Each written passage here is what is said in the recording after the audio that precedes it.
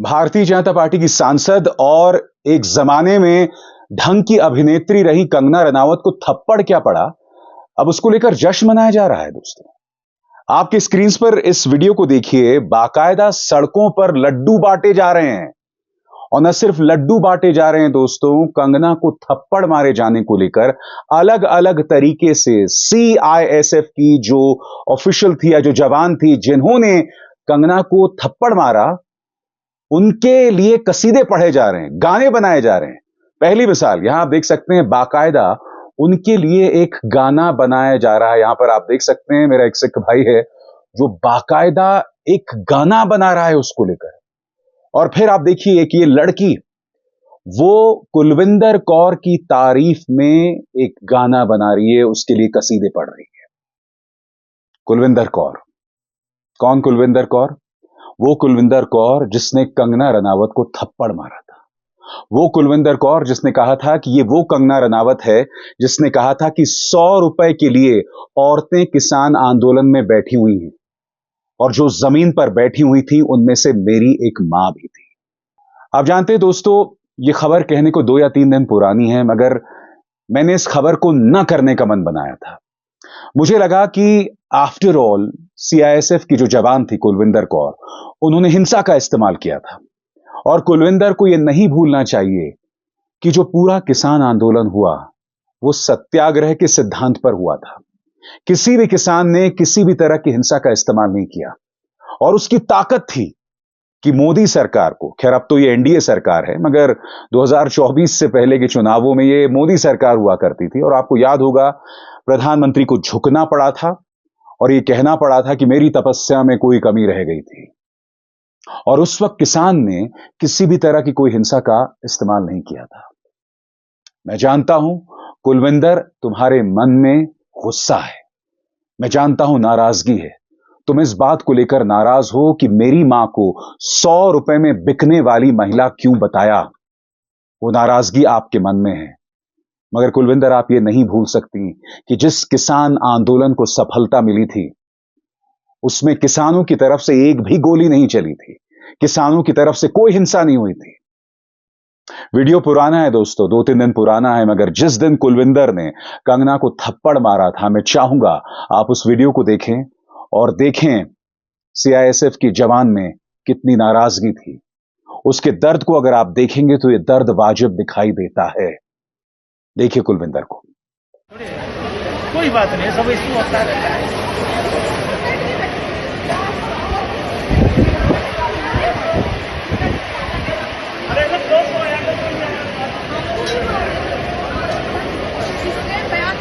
कि 100 रुपए के लिए बैठी है में ये बैठेगी वहां पे, मेरी माँ बैठेगी उस टाइम जब इसने बयान दिया था।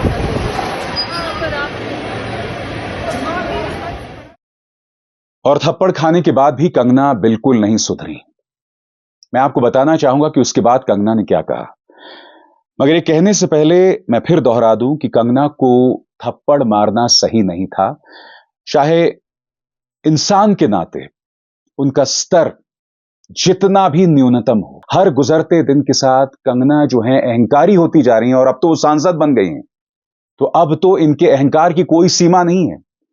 याद कीजिएगा, चुनावी प्रचार के दौरान उन्होंने अपने आप को अमिताभ बच्चन से बड़ा बता दिया था। और सबसे शॉकिंग, जब उन्हें थप्पड़ पड़ता है तो भाई थप्पड़ तो एक कुलविंदर कौर ने मारा ना, इन्होंने पूरे पंजाब को गाली देना शुरू कर दिया। उन्होंने इसे पंजाब में आतंकवाद के साथ जोड़ दिया। सुनिए कंगना ने क्या कहा था। सबसे पहले तो I am safe, I am perfectly fine.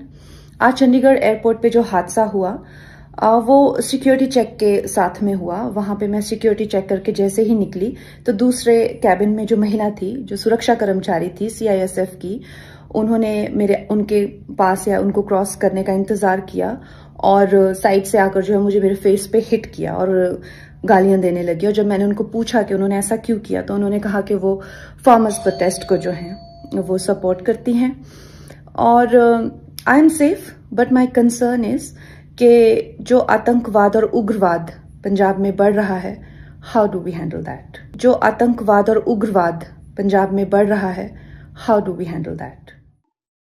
इसीलिए मैं कहता हूं दोस्तों, कंगना इंसान के तौर पर जितनी भी बदतर हो, मगर फिर भी किसी को यह अधिकार नहीं कि उन्हें थप्पड़ मारे। यह गलत था। मैं समझ सकता हूं दोस्तों, ये वही कंगना है जिन्होंने किसानों को गालियां दी थी। याद कीजिएगा, कंगना ने जब किसान आंदोलन चल रहा था तब प्रधानमंत्री को यह कहा था कि आपको अपना 2002 वाला रूप दिखाना चाहिए। 2002 में जानते ना क्या हुआ था? गुजरात में दंगे थे, बेकसूर मुसलमान मारे गए थे। कंगना भड़का रही थी इस तरह से, और फिर वो लगातार किसानों को गालियां दे रही थी। वो ये तक कह रही थी कि इनका इलाज तो सिर्फ इंदिरा गांधी करना जानती हैं, ऑपरेशन ब्लू स्टार की याद तक दिला रही थी। मगर बावजूद इसके मेरा यह मानना है कि हिंसा का इस्तेमाल नहीं होना चाहिए। मैं आपको दिखलाना चाहूंगा कि इन्होंने वो क्या ट्वीट किया था। अंग्रेजी में ट्वीट था वो, बाद में इस ट्वीट को इन्हें डिलीट करना पड़ा था, हटाना पड़ा था, मगर निहायत ही शर्मनाक ट्वीट था। मगर फिर भी कंगना को थप्पड़ नहीं मारना चाहिए। आपकी स्क्रीन पर अंग्रेजी में, हिंदी में अनुवाद करूंगा। Ha ha ha. She is the same Dadi who featured in Time magazine for being the most powerful Indian, and she's available in 100 rupees. Pakistani journals have hijacked international PR for India in an embarrassing way. We need our own people to speak for us internationally. आपको याद है शाहीन बाग की दादी, जिन्होंने शाहीन बाग में संघर्ष किया था? फिर मैं नहीं भूला हूं कि इसी तरह से किसान आंदोलन में एक और दादी आई थी।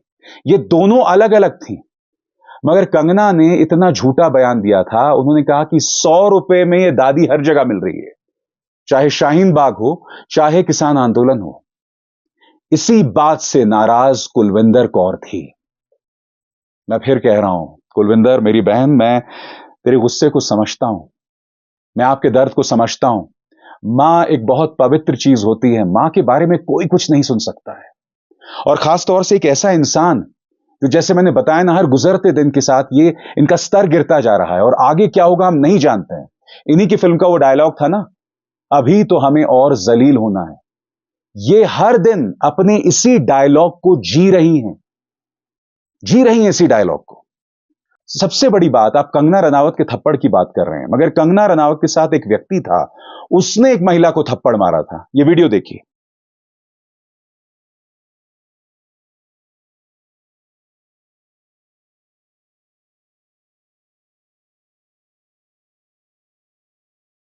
अब इस थप्पड़ की जांच कौन करेगा बताइए? इस थप्पड़ की जांच कौन करेगा?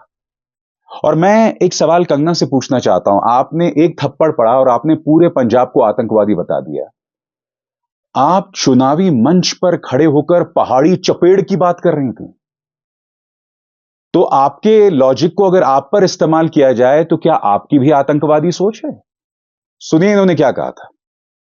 मैं तो इनको कहती हूँ, पहाड़ी इंसान लड़कियों में जितना दम है, अगर यहाँ ये जितने भी चंपू दिखे, ऐसा एक पहाड़ी थप्पड़ पड़ेगा, पहाड़ी चपेट अगर इनको पड़ गई तो ये सब भूल जाएंगे।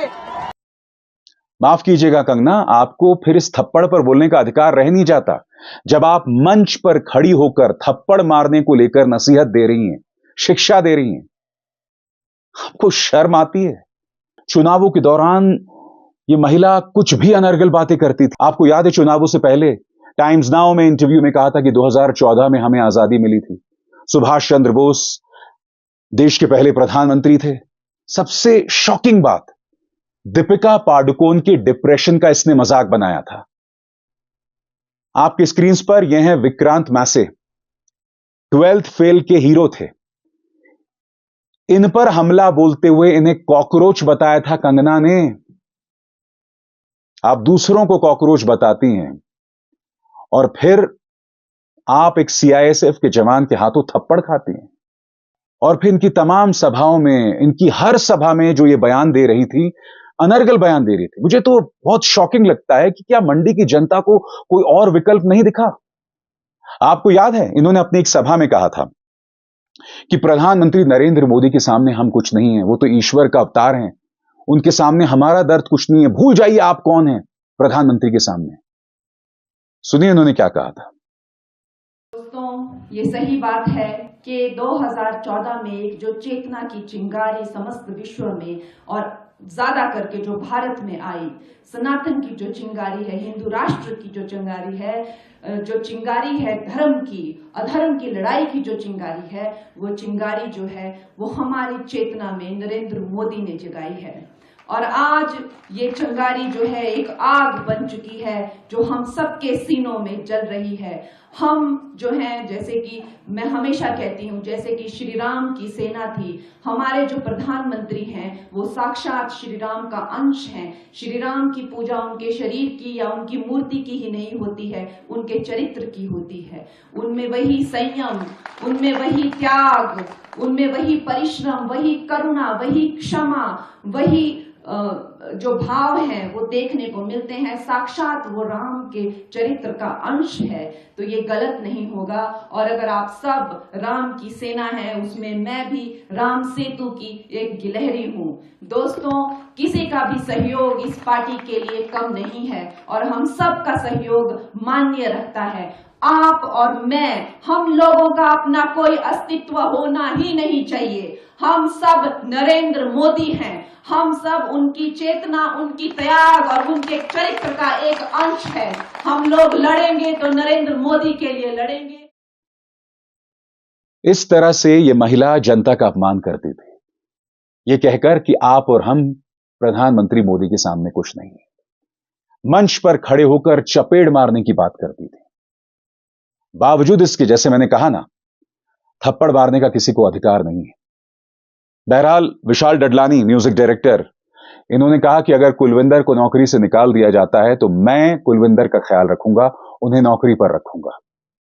इस वक्त कंगना के पक्ष में कोई सामने उभर कर नहीं आ रहा है। दोस्तों, कंगना कहती है कि फिल्म इंडस्ट्री ने मेरा साथ नहीं दिया, मुझे बहुत दुख है इस बात का। तुम्हारा साथ कौन देगा? तुमने दीपिका पादुकोण का मजाक बनाया था जब उन्हें डिप्रेशन था, उनके डिप्रेशन का मजाक बनाया था। तुमने विक्रांत मैसे को एक कॉकरोच बताया था। जब शाहरुख खान के बेटे आर्यन को एक झूठे ड्रग्स केस में फंसा दिया गया था, तब यह तुम्हारी ही हरकत थी कंगना कि तुमने शाहरुख और आर्यन के बारे में अनर्गल बातें कही थी, और तुम ये उम्मीद करती हो कि फिर तुम्हें इंडस्ट्री तुम्हारा साथ देगी। बहरहाल मैं आपको बताना चाहता हूं कि इस मुद्दे पर शबाना आजमी का भी बयान आया है। शबाना आजमी का बयान क्यों महत्वपूर्ण है मैं आपको बताता हूं, क्योंकि कंगना ने इनके पति जावेद अख्तर, जाने माने गीतकार और डायलॉग राइटर जावेद अख्तर के बारे में कुछ बहुत ही वाहियात बातें कही थी, जिसके चलते जावेद अख्तर इन्हें अदालत घसीट कर ले गए थे। और जावेद अख्तर की पत्नी, जानी मानी अभिनेत्री शबाना आजमी क्या कहती हैं आपके स्क्रीन पर? मेरे दिल में कंगना रनावत के लिए कोई प्यार नहीं है, लेकिन मैं उन लोगों के समूह में खुद को शामिल नहीं कर पा रही हूं जो थप्पड़ मारने का जश्न मना रहे हैं। सही कहा आपने, मैं भी उन लोगों में शामिल नहीं हूं जो थप्पड़ मारने का जश्न मना रहे हैं। आगे क्या कहती हैं शबाना आजमी? अगर सुरक्षाकर्मी कानून को अपने हाथ में लेने लगेंगे तो हम में से कोई भी सुरक्षित नहीं रहेगा। कितनी बड़ी बात कही है यहां पर। सुरक्षाकर्मी किसी भी कीमत पर कानून को अपने हाथ में नहीं ले सकते। हमने वो ट्रेन का वीडियो देखा था जिसमें एक सुरक्षाकर्मी ने 4 लोगों को मौत के घाट उतार दिया था। उसके अंदर इतना जहर भरा हुआ था। वो मोदी और योगी को वोट देने की बात कर रहा था, 4 लोगों को गोली मार चुका था और वो मोदी और योगी को वोट देने की बात कर रहा था। एक निहायत ही शर्मनाक मिसाल। किसी भी कीमत पर इसको बढ़ावा नहीं दिया जा सकता। मगर हां, हम उम्मीद करते हैं कि ईश्वर कंगना को भी सद्बुद्धि देगा। बहरहाल राकेश टिकैत पूरी तरह से कुलविंदर के पक्ष में आ गए। सुनिए राकेश टिकैत ने क्या कहा। जो एयरपोर्ट पे जो मामला हुआ, मेंबर पार्लियामेंट कंगना रावत के साथ में, वो एक बहस थी। और जो लड़की थी जिसको बताते हैं कि इसने थप्पड़ मारा है, थप्पड़ ऊपर कुछ नहीं मारा, वो बहस हुई जब किसान आंदोलन चल रहा। उसने ये बयान दिए कि जो किसान बैठे, जो महिलाएं आती हैं 100-100 रुपया लेकर आंदोलन में बैठती हैं, उससे आहत थी वो लड़की। उससे सवाल जवाब करे हैं। पूरा पंजाब उस लड़की के साथ में है। जितना उससे गलती हुई वो धारा लगा दो उसमें, लेकिन उसे सस्पेंड करना, नौकरी से बर्खास्त करना, उसकी मॉनिटरिंग करो, जांच करो कि हादसे क्यों हो रहे हैं। क्या फोर्स के लोग तंग नहीं हैं? जय जवान जय किसान का नारा देश में लगता है। जो फौज में बच्चे हैं वे भी अपने ही परिवार से हैं। क्या 1 साल तक उनको आतंकवादी नहीं गया? क्या 13 महीने तक उनकी इंसल्ट नहीं करी? ये दर्द फौज के हर जवान में है। ज्यादा छेड़खानी करने की जरूरत नहीं है। नेता भी अपने बयानबाजी बंद करें और फिर पंजाब को खालिस्तानी कहना, उसके समर्थक कहना, वे लोग तो आ रहे हैं ना जीत के वहां से, उनको आप जबरदस्ती दबा नहीं सकते। राकेश टिकैत कह रहे हैं कि हम इस बेटी के साथ हैं। और एक बार फिर कुलविंदर को मेरी नसीहत, आपने जिस किसान आंदोलन के नाम पर, जिस मां के नाम पर कंगना को थप्पड़ मारा ना, उस मां ने कभी भी हाथ में हथियार नहीं उठाया जब वो किसान आंदोलन में शामिल थी। मैं उम्मीद करता हूं कुलविंदर, आप अपनी मां से सीखेंगी। और जैसे मैंने बताया, मेरी बहन, मैं आपके दर्द को समझता हूं। मैंने जैसे कुछ देर पहले कहा ना, मां एक बहुत ही पवित्र चीज होती है, एक बहुत ही पवित्र जज्बा होता है ममता का। इसीलिए मैं आपकी नाराजगी को समझता हूं, मगर आप एक सुरक्षा कर्मी हैं, आप हिंसा का सहारा नहीं ले सकते। मैं उम्मीद करता हूं आप मेरी बात को समझेंगी, और मैं उम्मीद करता हूं कि जो लोग जश्न मना रहे हैं, आप लोग भी समझेंगे। हिंसा को किसी भी कीमत पर बढ़ावा नहीं दिया जाना चाहिए। अभिसार शर्मा को दीजिए इजाजत। नमस्कार। स्वतंत्र और आजाद पत्रकारिता का समर्थन कीजिए, सच में मेरा साथी बनिए। बहुत आसान है दोस्तों, इस ज्वाइन बटन को दबाइए और आपके सामने आएंगे ये 3 विकल्प, इनमें से एक चुनिए और सच के इस सफर में मेरा साथी बनिए।